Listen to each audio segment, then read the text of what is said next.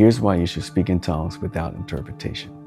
The number one and only scripture, 1 Corinthians 14:28, that says you shouldn't, is always taken out of context, and when quoted, only half the scripture is being quoted.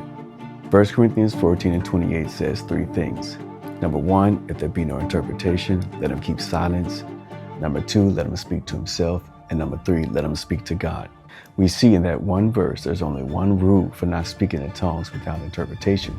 But there are two rules that outnumber the one rule, even when you don't have an interpretation. So what does this mean?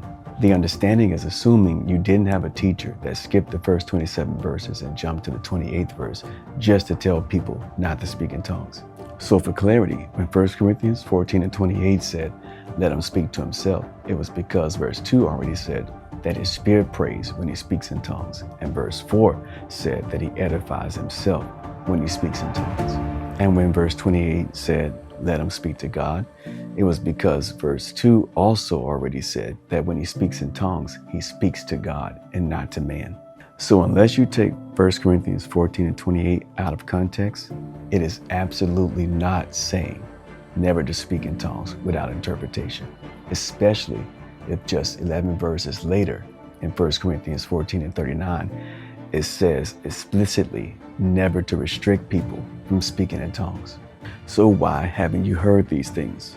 It's because most don't know in 1 Corinthians 14, when the scripture is talking about speaking in tongues, it's distinguishing the public benefits of speaking in tongues versus the personal benefits of speaking in tongues and when each is appropriate. It is saying if you're going to do it for personal reasons, even in a public setting, do it this way and it'll have these benefits. But if you're going to speak in tongues to minister to someone in a public setting, common sense will tell you that you need an interpretation or they're not going to know what you're talking about. However, it remains true that speaking in tongues with or without interpretation is one of the most powerful disciplines a Christian can develop in their prayer life, both privately and publicly.